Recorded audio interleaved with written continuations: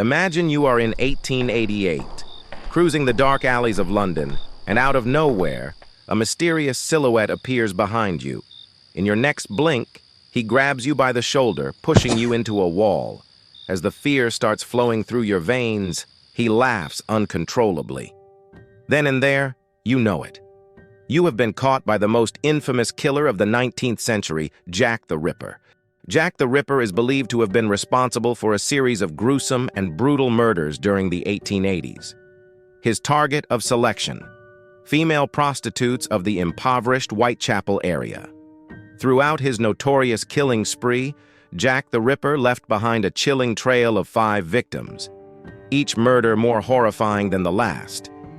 These women are often referred to as the canonical 5 and became the unfortunate victims of history's most enigmatic serial killer. Mary Ann Nichols was the first victim to fall prey to Jack's savage attacks. Her life was tragically cut short in the early hours of August 31, 1888, setting off a reign of terror that would haunt the streets of Whitechapel for months to come. A mere week later, on September 8, 1888, the body of Annie Chapman was discovered in a gruesome state, bearing the unmistakable signature of the Ripper's brutality. On the night of September 30th, 1888, the Ripper struck again, this time taking the life of Elizabeth Stride. Her murder, while horrifying, was overshadowed by the events of that fateful night when another victim would meet her tragic end.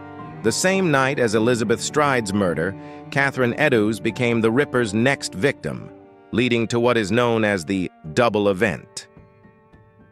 The Ripper's final and most gruesome act of violence occurred on November 9, 1888, when he claimed the life of Mary Jane Kelly. Her murder marked the climax of the Ripper's reign of terror, with the crime scene described as a nightmarish tableau of violence and depravity. Amidst the gruesome and relentless murders, Jack the Ripper added another layer of terror to his reign by engaging in a sinister form of communication. The Ripper was not content with his heinous acts alone. He sought to taunt and strike fear into the very heart of the community and law enforcement. To do so, Jack liked to send the local authorities letters describing his crimes. But how could the authorities know that those letters were indeed from the actual Ripper? Well, Jack signed his letters with Jack the Ripper, or From Hell.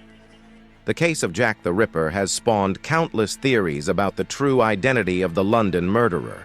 Some of those theories are a little far-fetched, like the one that suggests Lewis Carroll, the writer of Alice in Wonderland, was the killer. The theory revolves around the fact that, if rearranged, some of Lewis Carroll's work can lead to hidden Jack the Ripper messages. This theory is fringe and highly speculative due to the fact that any long enough text can be rearranged to say pretty much anything. Another theory about the identity of the killer is centered around a man, Aaron Kosminski. Aaron was a paranoid schizophrenic who lived and worked in Whitechapel at the time of the murders. Kosminski was one of the initial suspects. But why Kosminski? What is the evidence that links this man to the vile murders committed by Jack the Ripper? Well, despite being one of the initial suspects, his strong connection to the case is a recent discovery. Catherine Eddowes, one of the women murdered by Jack, was related to Kosminski, but it's not their blood that links this man to the case. In a recent academic paper, claims were made that DNA from Kosminski was found on a shawl that Catherine was using on the night of the murder. Despite being the most accepted theory among experts, it's not certain that the true identity of Jack the Ripper has been found.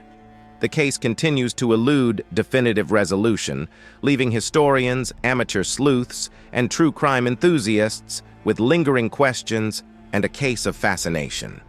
To this day, some believe that the Whitechapel killer is still alive, lurking in the shadows of London, waiting for the right opportunity to restart his killing spree.